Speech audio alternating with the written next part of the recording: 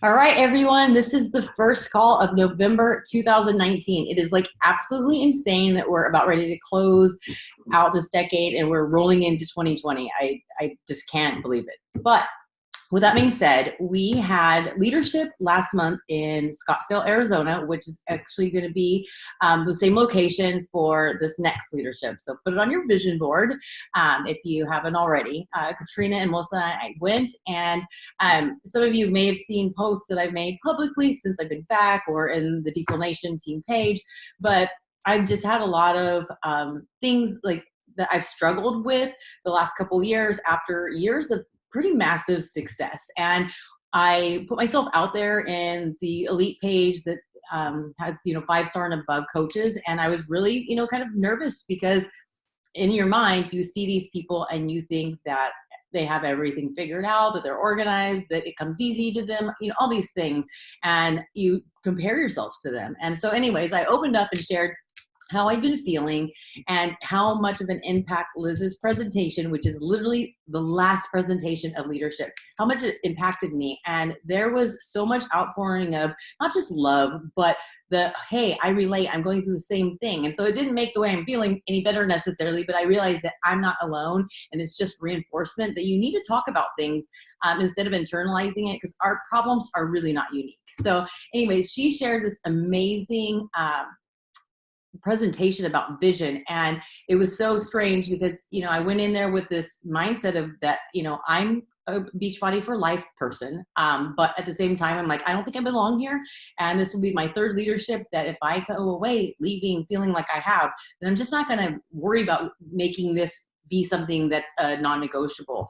And some of her last words of her presentation, it was just out of nowhere, I just started crying. And I haven't felt that about this business in a really long time. And it wasn't something like, I've cried because there's success stories that touch your heart, but it was this moment where like, it's very defining where I'm like, oh, I'm still here. Like I still have that passion. It still hits me and I belong here. And that's what I needed. And like literally for like 2 weeks after the event, like anytime I thought about it, I cried.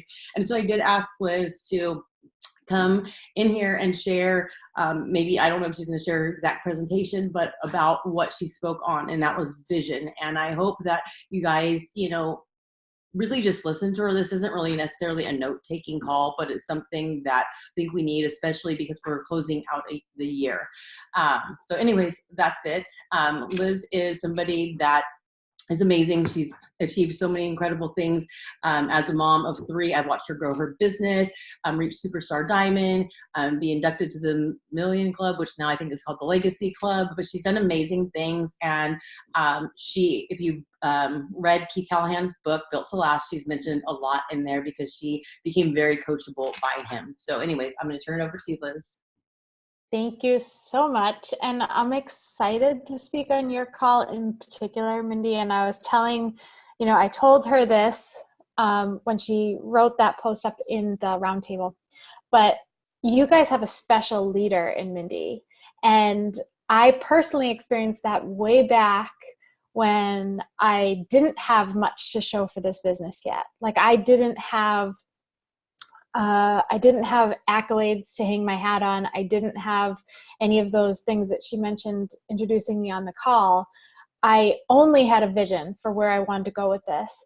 And I remember feeling like I needed some guidance and some mentorship. And I saw that Mindy was doing something that other people, hadn't been doing it. I can't remember if it was like a sneak peek or something for her coaches. This was years ago. And I reached out. She didn't know me. And I said, I really would like to learn from you. And without hesitation, she said, sure, let me add you to the group. Now, we're not on the same team. There's no way that would benefit her. But that was just evidence to me of the type of leader she is, just generous and giving of her knowledge and her experiences. And that was actually, I don't know if she understands this, but that was something that I took and kept in my back pocket for the last 5-6 years since it happened. That's the kind of leader I want to be, someone who's so quick to give to the next person who's pushing and trying to make this happen. So I think one of the things that we have to remember is that as leaders, like we're flawed. There are times where we're struggling in life, when we're struggling in this business, But when we can lead with that servant's heart, when we can lead with that vision first, it can impact lives, whether we're in a dark place personally or not. And, you know, you have that in your leader. So I hope you treasure it as much as you should. So when I was asked to speak at leadership, they asked me to speak on vision. And this was kind of one of those full circle moments for me, because if I'm being totally honest, just like I said before, leaders are flawed. I was struggling to recapture that vision in my business. And when I flash back to how I started this thing and what I built it on, it was only on vision. Like, I didn't know too much about the business yet. I didn't understand the how and how I was going to make this thing come to life. But what I knew is what I wanted. What I knew is what I saw in other people that I respected and admired. And I understood that that was what I wanted to push for in my own life. And I knew that Beachbody was going to be the way that I got there. And when I saw other leaders, there's one thing in particular that they were doing that I was really interested in doing myself. And that was to build team culture, to build that energy around a business like this. I wanted to host leadership retreats for my team. And at first it was just kind of a pipe dream, because that's an expensive proposition and you actually need leaders that you're leading to be able to come to these events. And I had nobody on my team yet. And I remember setting my sights on doing this and making this happen. So came time for my very first leadership retreat, and I was going to be hosting it. And I was so excited, and I was convinced that this was going to be the best leadership retreat that any team had ever experienced. So I remember reaching out to corporate, and I said to them, I'm going to be hosting this retreat and I'm so excited about it. And I really want to have someone from corporate there. And I set my sights high. I was like, oh, I would like Jeff Hill to come, and I would maybe like Michael Neiman if Jeff's not available, or I'll take Carl Deichler. And when they responded back saying, you get none of them, they said, you can have a new member to the team. Their name is Kim Carver. And I remember, first of all, thinking Kim was a girl. And second of all, once I found out who Kim was, he ended up being one of the greatest gifts to our team that I can hardly put into words. His leadership, his mentorship, his genuine heart, he is incredible. So he came to that retreat, and that spark was lit for me. Like, a new seed was planted, a new vision was set on my heart of how I wanted to be able to give these experiences to my coaches. Because what happened in the walls of that cabin up in New Hampshire was transformative. It was this moment where we all connected as a team and as individuals to really solidify the dream for this thing.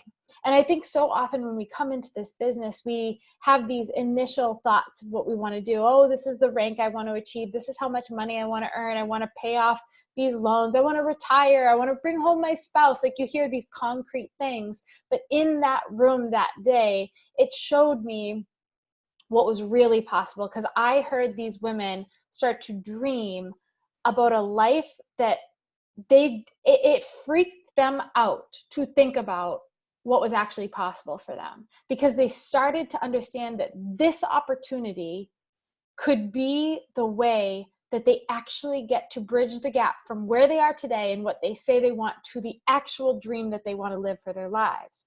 So when you fast forward a bit, I was hosting another retreat. I was hosting them each year, and I was hosting the first one since our team had achieved Superstar Diamond. And I was so pumped for this. Kim was flying out for it again. We rented an even bigger house. There were even more people there.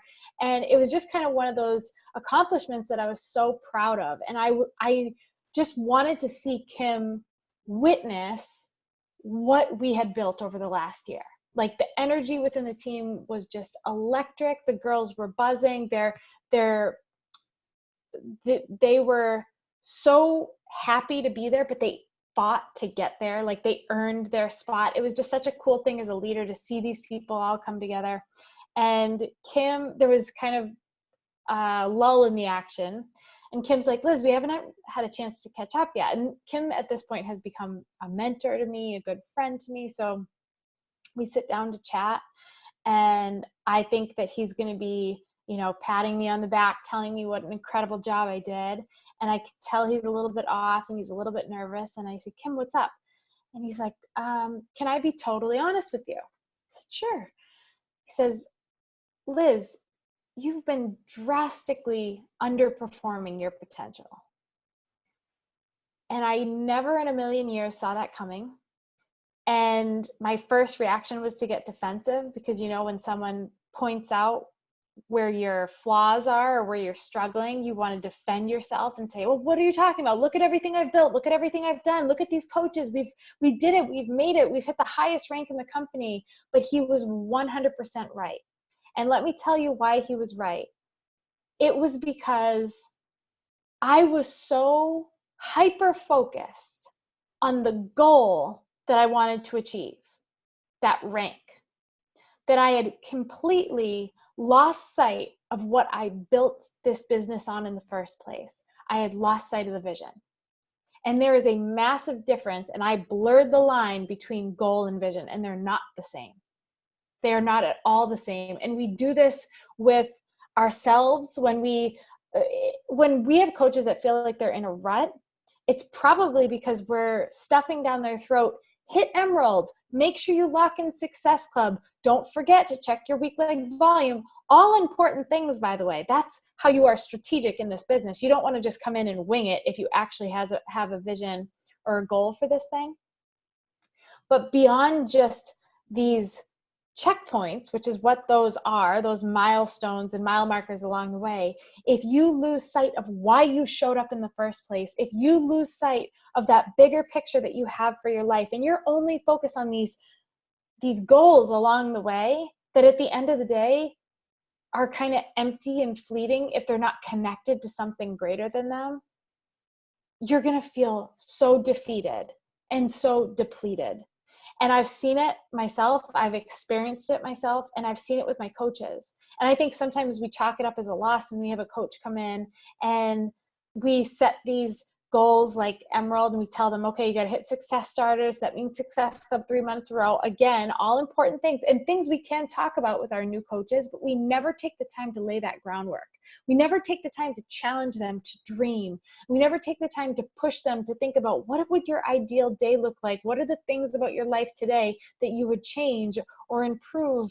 Or what would, in that ideal world, where would you go? Who would you become? And we play so short-sighted.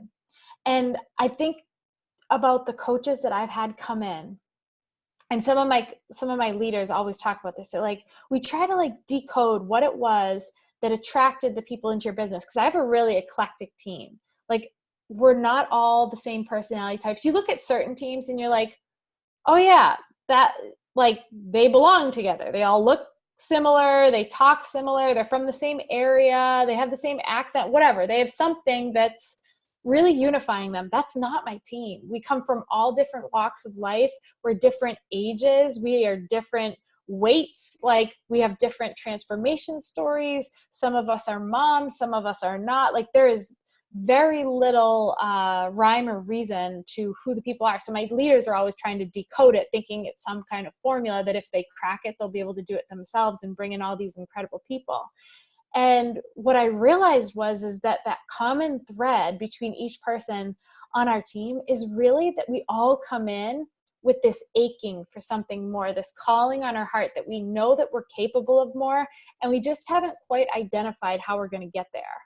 And then we cast this vision, and the vision gets so big and so intense and so out of our control because it's a part of who we are, that we have no choice but to succeed in this thing. Through the darkest days in our lives, I mean, we have coaches that have experienced unexpected loss. We have coaches who have had cancer. We have you name it, any hardship you could imagine, and they're still there. They're still showing up because their vision transcends all the crap that happens along the way. So the coaches that I've seen be the most successful right from the get-go are not the ones that come in and do all the trainings and collect all the information and sit on it and create this big, beautiful binder that's color-coded with sticky notes and all these, like, none of that matters. the ones that have seen the growth and success quickly and sustainably, because that's what you want. You want a business that sustains. They're the ones that came in and didn't worry about the details. They just noticed that all of a sudden they were starting to feel better, and they were push and play on their workouts every single day, and they were starting to show themselves what they were capable of. And I talked about it at leadership, like, they don't know what Emerald is or Success Club is or how to earn a cycle bonus, but they know that in the morning when they walked past the mirror before they got ready to go to work that day, they caught a glimpse of their reflection, and they didn't say something hateful about themselves for the first time in 10 years. Because every single day for the last 21 days, they stayed committed to a workout program that they didn't even know if they would be able to complete. And when they completed it, not only did they show themselves what they were capable of, but they lost the weight that they had been struggling with for, a whole decade. And their energy is up at work because they are drinking their shake every day for the last month. They're finally infusing their body with this dense nutrition. And what happens is just by starting on themselves, just by committing 100% to themselves, there's a spark lit, there's a seed planted of what's actually possible. And it's small. It's just press and play on their workouts. It's just drinking a shake every day. But because they're starting to feel better, because they're starting to have more confidence, they start thinking, okay, if this is possible for me, then my mom, who's been struggling with her weight for my entire life, might really appreciate this too. And what about my aunt, who just finished up her chemo treatments and so depleted of nutrition and is so weak? Shakeology would be such a great thing for her. And my best friend who lives down the street, who is living paycheck to paycheck, how much would it mean to her to have an extra 20, $30 in her bank account each week? It's small, right? Like, those aren't the big dream or vision, but it's the seed that's planted that starts to show them that they can have a vision. And because of that, they start sharing it. And that's how the inspiration for a bigger vision is born. And that's how a business gets started. It's exactly how I started my business. And then I learned as I went, and I made terrible mistakes, and I sucked on social media, and I did all the things wrong. But because I had a vision so big and so strong that evolved over time, it was okay. I knew I was going to survive all those mistakes and learn from those mistakes, because I had no choice but to show up for this thing.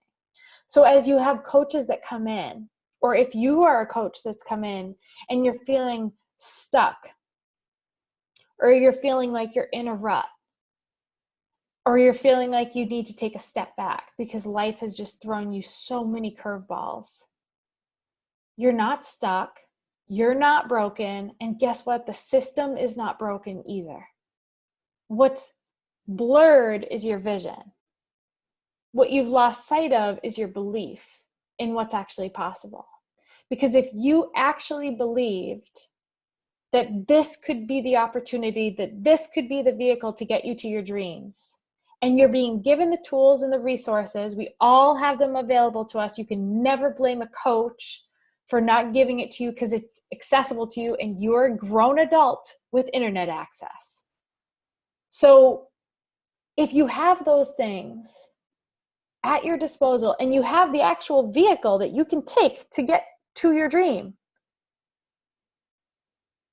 it's not because you're not capable, you don't have time. It's just because you don't believe it's possible for you. You don't believe that it's going to happen for you. Your coaches don't believe it's going to happen for them. They think, oh, it's just something they have that I don't, or I'm not capable of that, or this will probably just end up being another thing that I quit, or I'm too afraid of what people think of me. It's just that the belief is shaken. So as coaches, for both ourselves and for the people that we're bringing into this business, it is our responsibility to help them cast that vision.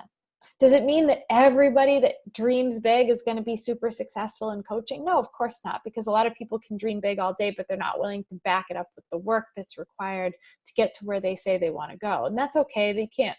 That's not your responsibility unless it's you that's not willing to put in the work. But what you can do is start to understand that when you bring someone in or when you start, it's the time that you have to connect with them. Find out what it is that makes them tick.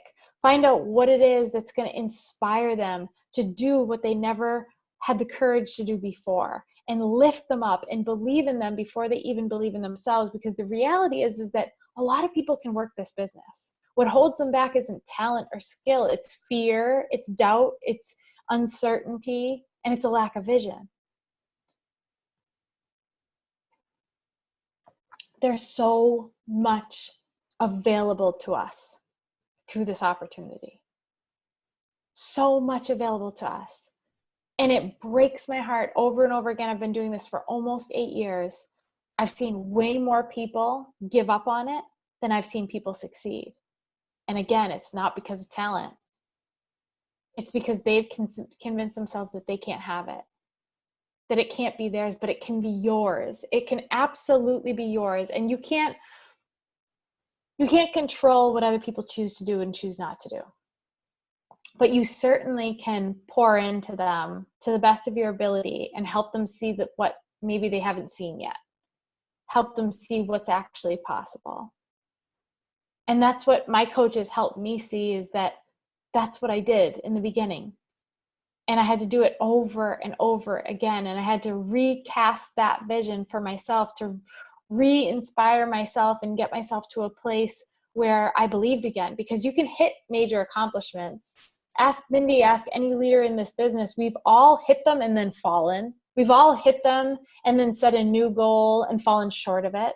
If you're looking at coaches that are elite or superstar or million club or whatever rank you want to look at, I guarantee you they've had more failures than they've had successes. And they don't hit that success and hold on to it for life. There's no making it in this business. There's no making it in life. As soon as you think you've made it, you do exactly what I did, and you start to get complacent and comfortable and lazy and uncoachable. And you lose sight of a vision, and you lose the joy in the process. And what good is any of it if you're not happy in that process, if you're not feeling inspired along the way? Because you're certainly not going to inspire anyone else from a place of a to-do list or a business activity tracker. Those are supplemental. Those are things that you use to get to the mile markers along the way. And I shared it at leadership, and I was sitting, so it was one of the coolest things. If you don't know much about my story, about 3 years ago now, maybe, we were able to retire my husband from his full-time job. I had already left my job a few years back, and we were able to bring him home. And it was in time for our second baby. We already had our son. And I remember back right after we had our son, I thought I was going to be a superwoman and be home with our son all day while building this business and doing it full time. And my son was super colicky. Like, he cried when he was awake. I still remember the day when he was about 3 months old, and he had his first stint of 10-minute stretch where he didn't cry. And we celebrated it. Like, we thought that was normal. We're like, oh my gosh, look at that. Like, he didn't cry for 10 minutes. That's so great. Like, he was always crying. So I was always crying. And I remember my husband would go off to work and feel so terrible. Like, he was leaving to go off to this job that wasn't fulfilling him. And we never had allowed ourselves at that point to dream beyond the amazing dreams we already have, which was for me to be home. But we never even thought about the possibility of him being home. Like, that just felt too crazy. I mean, he was an actuary for a big insurance company. This is like always ranked one of the best jobs, most secure jobs, well-paid jobs. He was under 30 years old, earning what most people don't earn by the time they retire. He had taken all these exams to get to this level. And then all of a sudden, he realized that he was leaving his son and his wife every day to go do something that didn't light him up, as his wife and his son were home all day struggling. And he was missing all these firsts and these moments. And that was the first time that the seed of something more was planted for us, of like, wait a minute, we've never even let ourselves think this way, but what if you came home too? What would actually have to happen for us to be able to do that? Like, is that crazy? Both of us retiring from our jobs and being home and not having health insurance through a company. Like, what are our families going to think? Our poor parents that put us through college and spent all this money. Like, what are we, nuts? But we just hadn't let ourselves go there. But then as soon as that vision was casted. As soon as that vision became what we sunk our teeth into, didn't happen right away. It didn't just magically become, but what happened was that our sights were set on it, and we started to believe it was possible. And naturally, you start to do what's required of you to get there when you actually believe it's possible. You can't just envision it. You can't just slap it on a vision board and put it up in your bathroom and on your backdrop and expect to get there someday. You have to believe that that is yours for the taking, that it is your birthright to evolve to that level and to take it because it's yours and because you want it so badly you can taste it. So all of a sudden, we had this vision that we couldn't believe, and all these other things started to come into play, and our minds expanded of all these other ways that we could start to grow in our lives and the things that we wanted. And one of the dreams, after my husband came home, so we were able to retire him, and we took a 5-week vacation because we could. Because I have Wi-Fi on my phone and I can work from wherever I am. So we said, screw it. We've only been to a few places in California. Let's just go fly out there. We'll rent a car and we'll just drive. So we drove 3,000 miles over these 5 weeks with our little boy in tow. I was about 20 weeks pregnant with our daughter. And one of the stops that we had was at this farm in Petaluma, California, out in wine country. And we stayed at this farm, and she had this woman, Janny, she had an Airbnb. Now this woman, when we met her, we're like, oh, cool, this farm chick. She was like 40, really cool, down to earth, a lot of fun. And this property was stunning. It was like 140 acres of rolling hills, just beautiful, all these animals on the property. And she had taken some of the barns on the property and refurbished them and made them like these shabby chic barns that you could stay in as an Airbnb. And we loved it. And when we met her, she came and sat and had coffee with us one day, and she started to tell us her story. She was actually a VP for a massive global company. She was raking in millions and millions of dollars a year, traveling the world. And she blinked and her life passed her by. And all of a sudden she turned 40 and she's like, what the hell am I doing? I have no husband, no children, because I've given my whole life to this work and it doesn't even fulfill me. So she said, F this. She cashed in and she bought this 140-acre farm with like 100 animals on it. She'd never even had a pet in her life. And she started just kind of living her dream. So we stayed with her on this farm for a little bit. We'd wake up with the roosters. We'd take my son out. We'd see the cows. We would go for walks in the fields. And it was just gorgeous. And we had this new seed planted. Okay, what if this could be ours someday? What if we could live on a farm? Like there was something calling us to that lifestyle. It was slower. It was more simple. It was more present. You were just more in tune with just the world and nature, and you put your phone down and you got away from your computer and you enjoyed the simple things in life and time with family, and you got up with the sun, and it was just like this new way of living. At the time we were living in Boston in a city. It was just like, do we want this? Like, what is this? We're not farmers, but the seed was planted. Well, guess where we just moved a little over a year ago? We just bought a farm and this is our life now. And we have no freaking clue what we're doing. Thank God we don't yet have animals because we can hardly keep all 3 of our children alive. We now have another baby. But that's the power of vision. You plant the seed, but then you water it. And what's the water? It's the hard freaking work that you do every single day, no matter what's going on in your life. And when I say no matter what's going on in your life, let me give you an example. I have one girl, Amanda, on my team. She's 30 years old. Her husband was diagnosed with cancer and died 3 weeks later. I have another woman on my team. She's 37 years old. She has 2 twin daughters that are 5 and an older daughter. her husband got hit by a drunk driver and was killed. These women aren't just continuing to show up. They have no choice but to show up because their vision depends on it. Their kids' lives depend on this. And this community has literally lifted them up in the palm of their hand so that they could survive through the most trying times in their lives.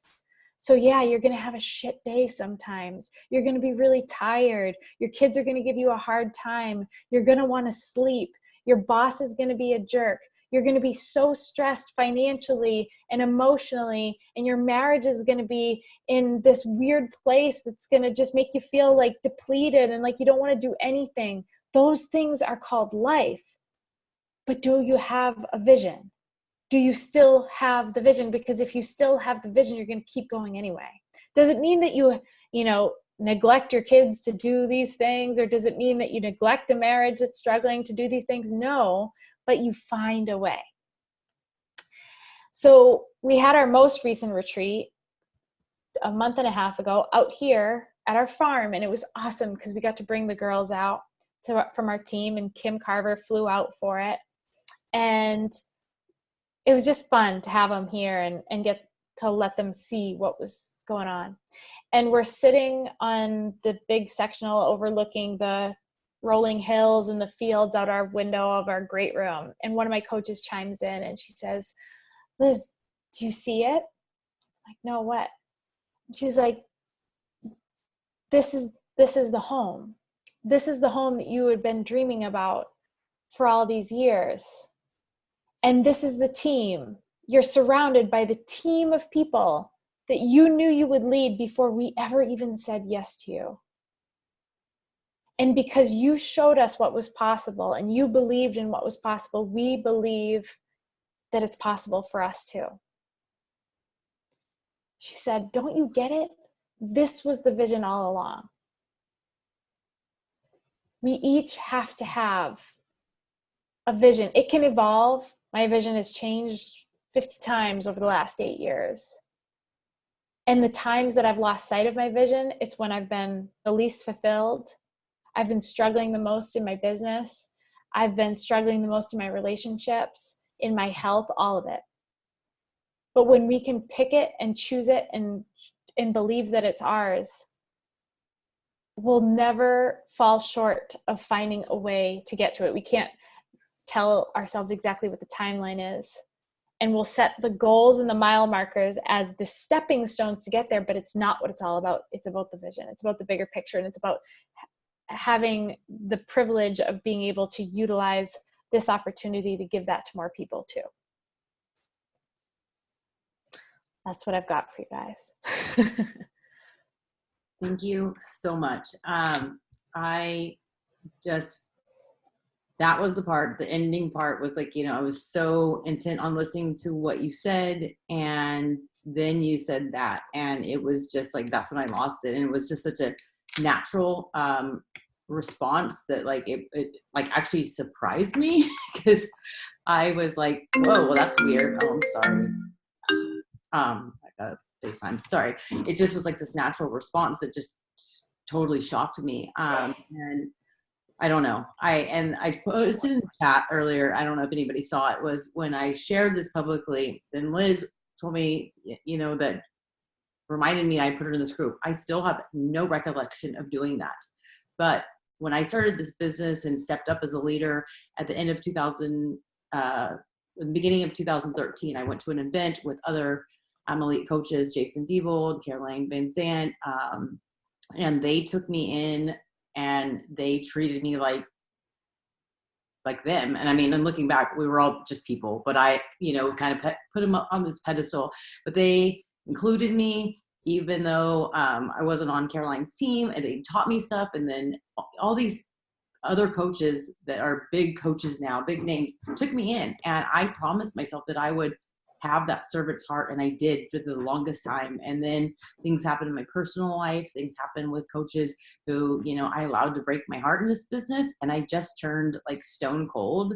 And so when Liz brought that up, I was like, I'm not operating like that. And I realized that Kobe Mitchell was my person that I worked with when I was just a new leader. And I have been struggling with, I can't lead. I don't know what to do. I don't know what to do. I don't have the right systems in place. And then I realized that I saved all the stuff that he had given me as assignments. And I went back and read the assignments, and there was all this stuff that he had given me as assignments to do. And there was stuff of why I was doing what I was doing, what gave me joy. And I read it to my husband, and I just was like, I don't do any of those things anymore. And I don't feel any of those things anymore. So it's not that I suck as a leader. It's not that I was just had 15 seconds of fame. I just need to go back to those things. And so, like what Liz says, we all have potential. It's just that we're not operating out of vision. And I had a vision of the type of person I wanted to be.